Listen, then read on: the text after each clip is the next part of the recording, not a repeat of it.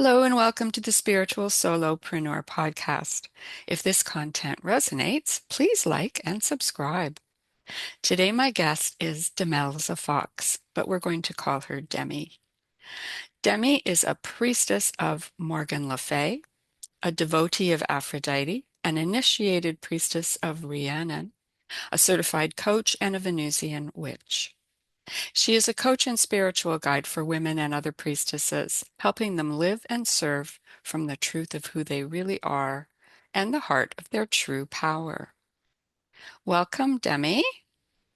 Thank you so much for having me, Bev. It's a pleasure to have you.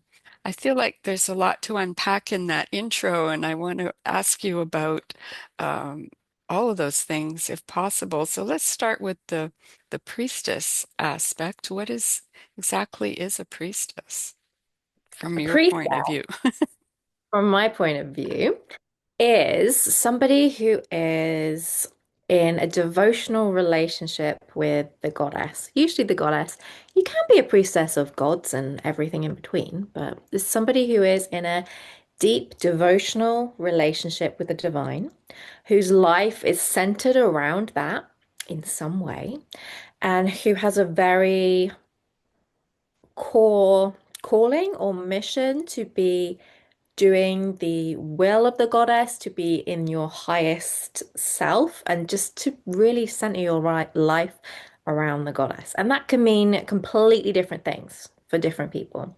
When people think of priestess, they usually think some beautiful fancy lady with like floor length midnight blue robes, and she's holding some extremely fancy incense that's just wafting off. And some priestesses do get to do the standing around, looking pretty in robes, holding incense, leading ceremonies, marrying people. It's basically like a goddessy minister, like you would get in any other religion. But the word priestess, I believe, covers a lot more than just the outward oh, this is the person you go to when you need a miscarriage ceremony or when you need to get married or when you want to connect with the full moon. It's more a personal devotional relationship, stepping into just living that path of devotion. And so you can get priestesses of all kinds, priestesses who are specifically tied to a particular goddess, like me. I work with Morgan Le Fay and Aphrodite. Priestesses who are priestesses of the earth, and you can have priestesses who connect with the earth as a divine being, or priestesses who are activists and they spend their time like hiding up redwood trees trying to protect the sacredness of the earth. And I believe that there are loads of people who are priestesses who don't even know that term and have no idea what it is because they are following this thread of love, this thread of devotion, and dedicating their lives to this love and the divine in whatever way they see it. So it's really a way of life. I mean, you're a coach, but it's not just a coaching technique or something. Oh, It's no, it's a spiritual way of living and a way of life. right. But it's not associated with any particular religion. It's usually more associated with paganism Mm, and goddess stuff. So let's go history times. As I understand it and as I believe, we have this kind of modern renaissance of goddess spirituality which is honoring the divine feminine and all the like all the genders and non-genders of divine at the edges, because it's just been a dude for a long time. Let's be real. true. So we have this modern spirituality that is more spectrum focused, that holds that reverence for the divine feminine. And a lot of this has come out of Wicca, which was a religion that England gave to the world. You're welcome in the 50s by this dude called Gerald Gardner. And they worked with priests and high priestesses because that's what they had in the ancient temples. They had priests and priestesses of Aphrodite, of Isis, of Ra, of everyone really. And I believe that this priestess devotional spiritual path has come kind of through there. It's part of the it's part of the reweaving of the devotion and adoration and communion with the divine feminine that has been lost for a very, very long time.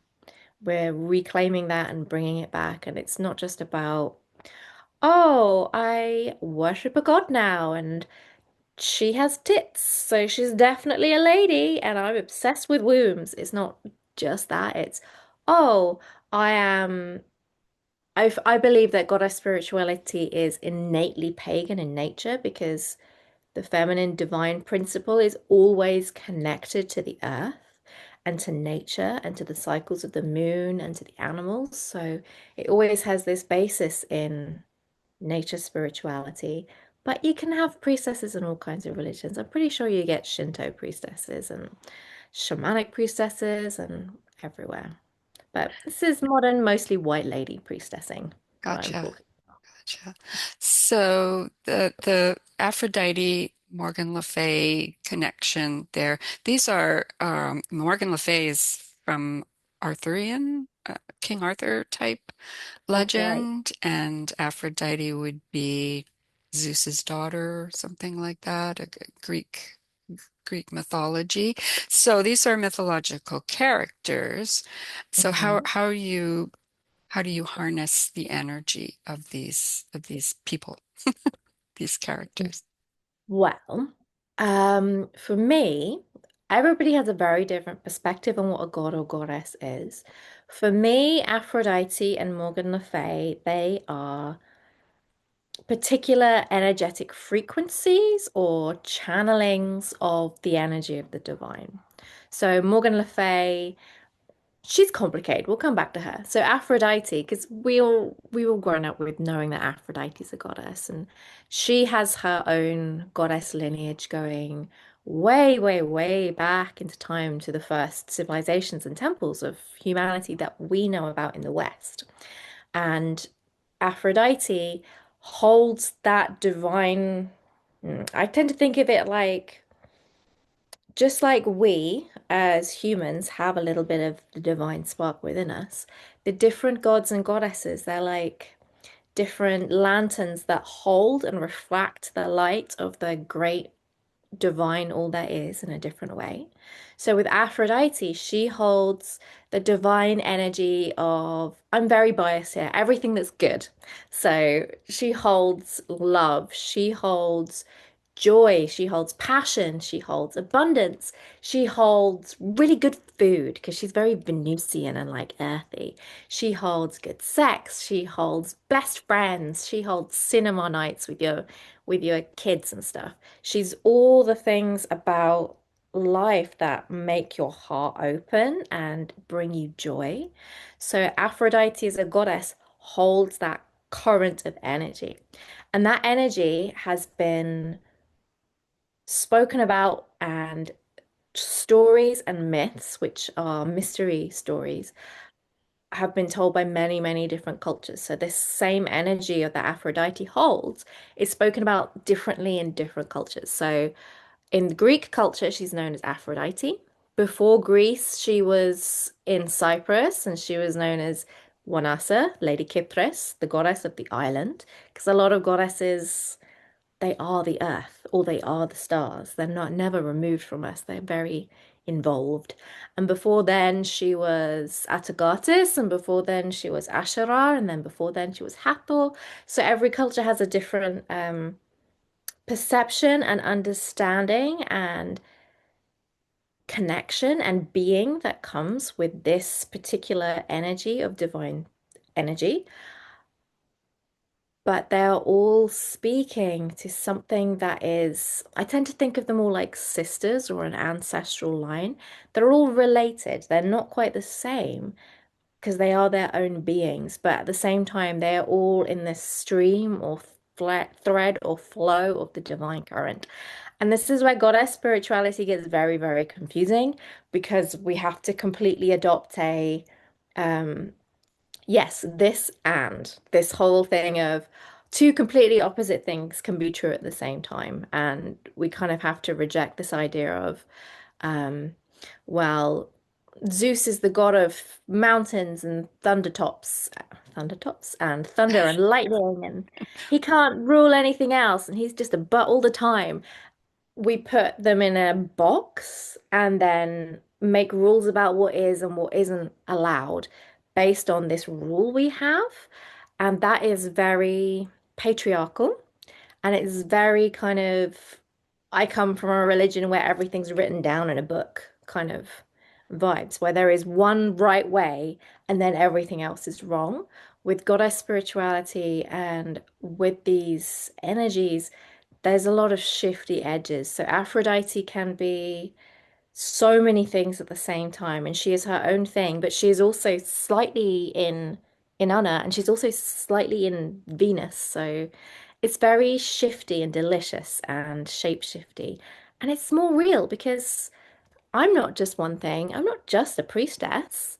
I am, what else am I? I'm a dancer. I am a girlfriend. I am trying very hard to be good at knitting. I am many, many, many things. And my roles and boundaries shift depending on where I am and who I'm with. And I believe the divinity goddess is the same. So when I say that I am a priestess, devotee, we're kind of at an edge there for me. With Aphrodite, I would say that I am devoted to the energy of Aphrodite and bringing that through into the world just because I love it so much. Yeah, because she's so yummy and I love it. And I love everything Aphrodite and I'm obsessed. Yeah. Okay. So that's what it is. That's That's what it is. Awesome. One of my teachers would always say the hallmark of a priestess is devotion. So it's just someone who just really, really, really loves something so much and is just like, oh, I could spend all my time on this. Oh, obsession. And you can be devoted to a lot of different things. They don't all have to be goddess. Sure, sure. Yours Mm. just happens to be that. Mm. So I get the S- fancy name. Yeah, exactly. So, how did you come to be, well, let's ask how you came to do this, and then we'll do a little talk a little bit about Morgan Le Fay because you said that was complicated. Is her own thing. So when I was a teenager, so I'm like 37 now, so it was the noughties when I was a teenager, and witchcraft was really hot. And there was Buffy the Vampire Slayer on TV, and Charmed was on TV. And in the UK, where I was, in the teenage girl magazines like Miss and Bliss and stuff, they'd often have like a witches column. So like a teen witch column in like the weekly, monthly, I can't remember what happened back then, magazine. So I had been a grown up obsessed with magic, witches. Lord of the Rings was like my house's most known story. And I found a witchcraft when I was about 12, and I went hard and I tried to bring my friends with me, but they were more interested in flirting with my brother than doing witchcraft, so they didn't stay on the journey. And the more I read into it and spent like my pocket money and the money I got from my like weekend job on witchy books from the tiny little bookshop we had in town, because this was before Amazon, um, the more I was drawn to, I love the witchy stuff. I still would say I'm a witch, definitely, 1000%. But I loved the devotion and the communion and the connection with the divine and that spiritual connection. And I just kind of followed that thread. And then I learned about Morgan Le Fay and I was obsessed. And then I just read any book that had a mention of Morgan Le Fay in it in the index. And one of those books was a book called Priestess of the Goddess, Priestess of Avalon. Amazon had happened by now. That's how I found it. Um, by Kathy Jones. And that was about kind of Morgan Le Fay. I didn't care how much Morgan Le Fay was in the book. I'd read it. I'd take anything. But that was one of the first places that specifically spoke to me about the devotional path of a priestess and how priestesses live in deep connection, communion, and devotion to the divine. Because before, when I'd been reading about priestess and this position, it was mostly through a witchy or Wiccan framework. And in Wicca and in those kinds of witchy structures, you have at the top of the hierarchy the high priestess. And she is like the leader of the coven and she knows all the things. And little old me, um, back in the day before I had you know how it is, you do your whole life journey and then you're like in your 30s and you're like, oh wow, I kind of understand myself a bit better now. I had no idea what any of my motivations for anything was through my life. What have I been led by? And back then, I think I really was drawn to the priestess originally because if you are the big fancy lady who knows everything, then you know you're good enough. And you're like top of the hierarchy. No one can say, oh, you don't deserve to be here. You don't know enough. And then I discovered what priestessing was not just from that lens of top of the pile, it was from a, oh, we want to live our life in devotion and communion with the goddess and everything we do. And I was like, oh my God, that's what I want to do. Am I crazy? Possibly. That's really what I want to do. And that's kind of how I fell into that. And then I just kept chasing it and trained with one person and then trained with another person and then had a big cry and then trained with somebody else. And that's how I ended up here through witches, good old witches. Awesome. So it was almost sounds like it was um, a way of gaining self-confidence initially, but then you realize, oh no, it's not just that. It's an actual practice. I think for me,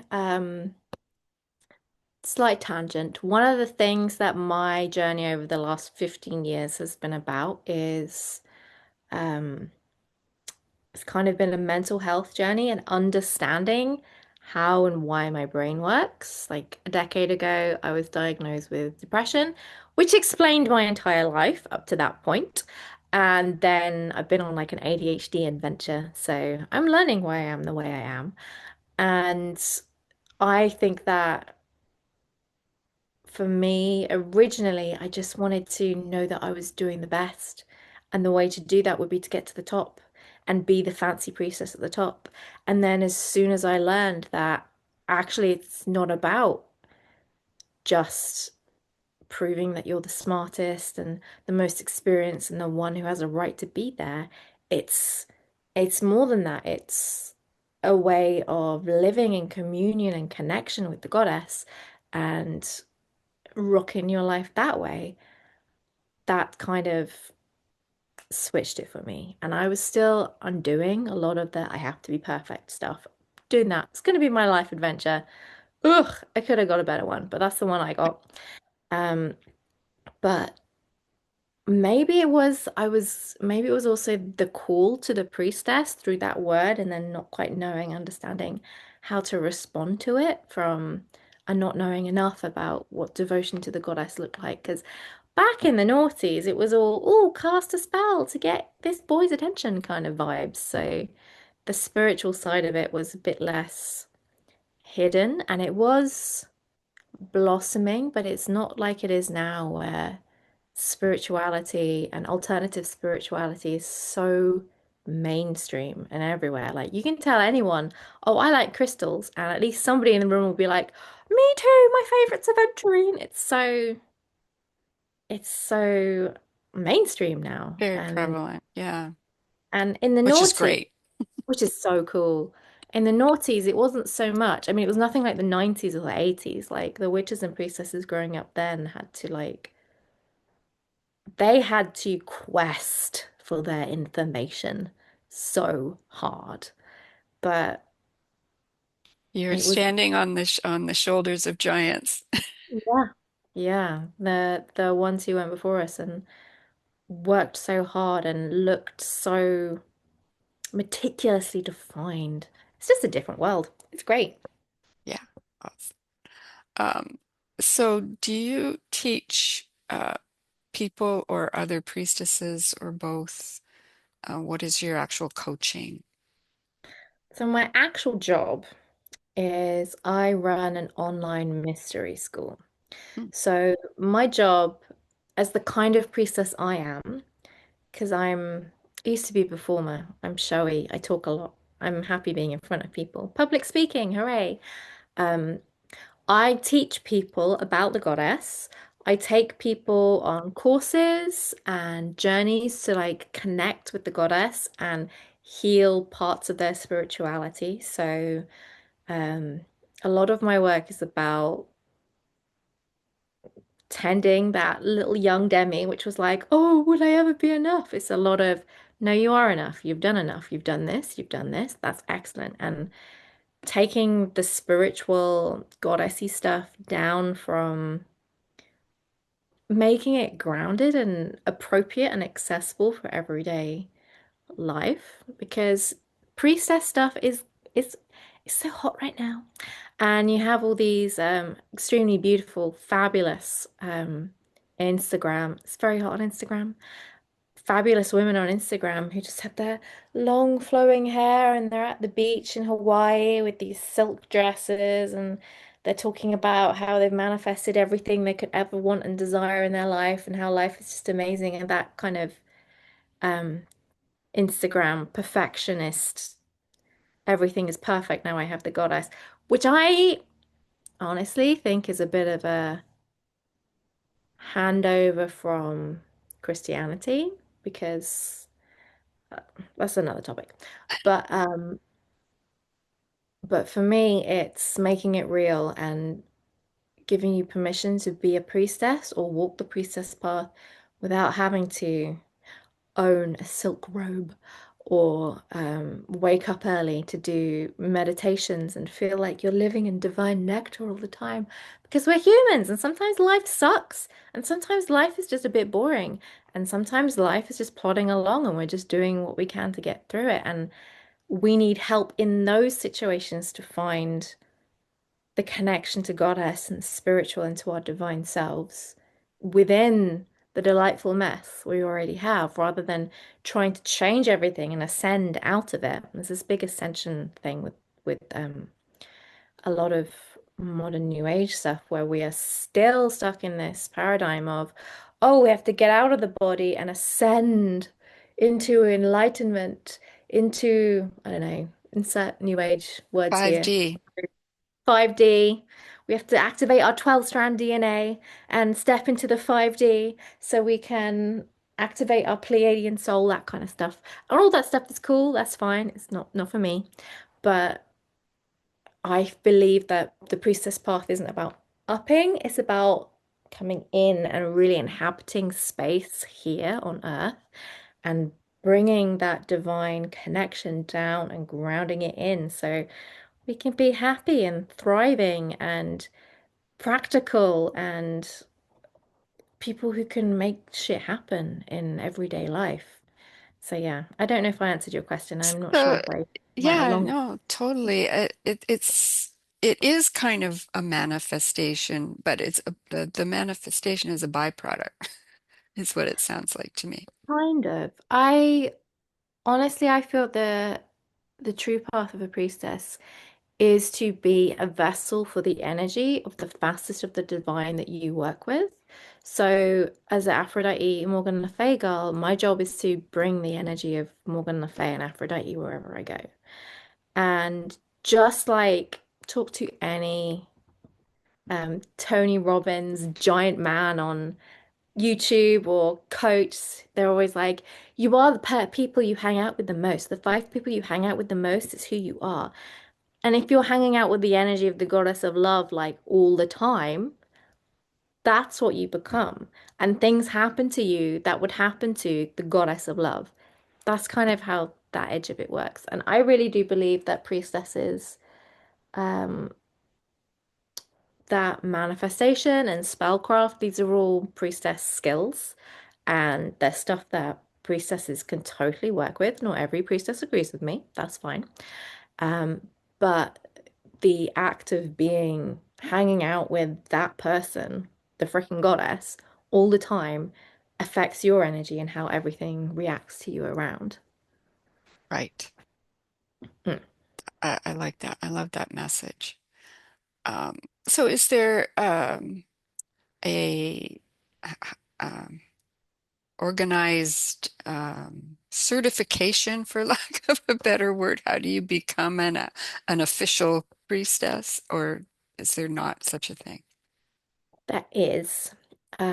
I have one. Ha ha ha ha. Who Okay, doesn't? Who doesn't have a certification nowadays, darling? well, that's Um, true. there are. It's a tricky thing because um, you can train to become a priestess, and there are many very good places you can do this. I am one, and I have trained with a lot of really excellent priestesses. There are also a lot of places that kind of suck to train as a priestess because now anyone can put certification on a training and you don't always know until you're in it. So you can train to become a priestess, and it's always a recognition that this is always what you were. It's not, it's less. It's less of a, oh, I want to be a plumber. Let me go get the skills as a plumber. Here is my plumbing certificate. Now I shall go plumb. It's more, I feel like I feel very connected to this priestess thing. I'm gonna go study and oh, I'm taking this training. Oh my God, everything I've ever done in my entire life has been preparation for me to be a priestess and do this work. What the hell? It's kind of that energy. Like when I started training as a priestess with my first um the first place I went to go train because I've trained in a lot of places now. Priestesses and witches, we are experience greedy and information greedy. So we want to keep going into the mystery and going deeper again and again and again and again. And in my first training, I realized, oh my gosh, I spent my entire I've been a dancer and performer for a lot of my life. I spent my whole life doing that and honing the skills so I can be a ceremonial priestess. That's what that was for. And that's why I'm good at ceremony because I have all those skills and that energy that I have been working with and training with since I was a kid. So then I could do this particular thing. And I've been obsessively writing like horrific fan fiction like since I was 12. So I would get better at writing. So then I could write and explain stuff better for people to connect with the goddess. So it's one of those things where it's like, this isn't just something I have trained as, it's something that I was always meant to be. It's that very, very does not hold up in a room full of bros kind of. I just have a calling. This is what I'm supposed to do. Is that kind of energy. But you can train and certify as a priestess in many, many different places now. It's hot right now. We're very popular. What can I So say? it's not just a UK thing, that it's in the No, US as well. in the US as well. It's there's a lot of it in the UK. There's a lot of it in the US because um it's getting very popular as this connection to the divine feminine piece gets stronger and stronger in the US. The way the US do it is different to how we do it here because everyone has cultural differences, and you guys are punishingly influenced by the puritanical origins of your country, which influences your whole culture and way of seeing the world. So there it is different in every place. And like I've trained with one of my teachers is in California, and I've been out to see her a whole bunch of times to go deeper and deeper and deeper into the mystery. And the magic of the American, what I feel partly is the difference between American and British um, trainings in a way is that Americans' faith is just such an accepted everyday part of your universe because you've got all the crazy Christians. And for us in the UK, we're horrifically reserved. And even me, I'm not very British person, but I am horrifically reserved compared to what I could be. And it's easier on the American side of the pond for people to release into that faith and into that spiritual thing because their culture is already built around that, even if it's not that in particular. Whereas here, no one talks about religion or spirituality. or mentions it, and there is no integration of it into everyday life. It's very private, so it's very different. But there are some really excellent people in US, such good people. Yeah. Oh, definitely they're once they're interested in something, they can go all in. All in, baby. It's amazing.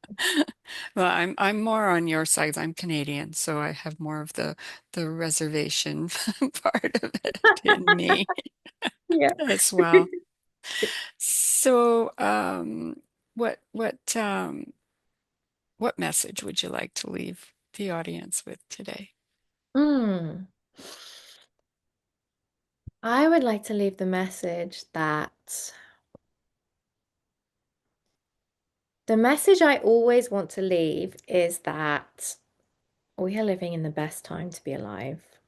I know it doesn't look it, but there has not been a time for thousands of years that me, a woman, can have her own money and her own job as a priestess, as a witch, and not get murdered. It's amazing. That is Yeah, true. it's amazing. And like, I'm possibly the first woman in my lineage that hasn't had children and doesn't need to have children and doesn't need to get married. It's amazing. And like my partner, if we didn't have modern medicine, he'd be dead. My friend, if we didn't have modern medicine, she'd have died in childbirth. Yeah, it's an amazing time to be alive and to have this safety and comfort and this incredible connection with everybody in the world. Like, we can talk about this across the ocean. And then, like, I'm sure you have loads of friends in the UK and Europe that you know from the magical internet. And I have like loads of friends in California and um, New York and Italy and Sweden and all over the world where we can like build this connection and create realities and spiritualities and ways of being based on our heart and not what everyone around us is already doing so we don't feel excluded. Yeah, And it is quite amazing it's incredible. when you look at it that way. What's your goal for the priestess movement, for lack of a better word?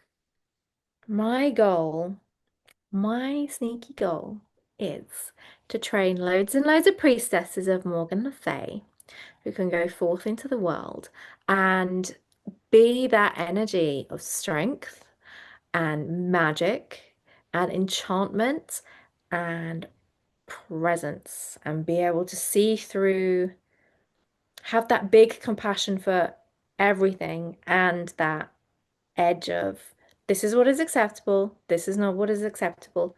I will hold you and I will not judge you, and I will help you through what you've got just through my energy because it's an energy thing, it's a presence thing. And Morgan Le Fay, we didn't get to talk about, is she is everyone knows her as the bad witch in the Arthurian stories, the bad girl that was secretly everybody's favorite. That's who she is.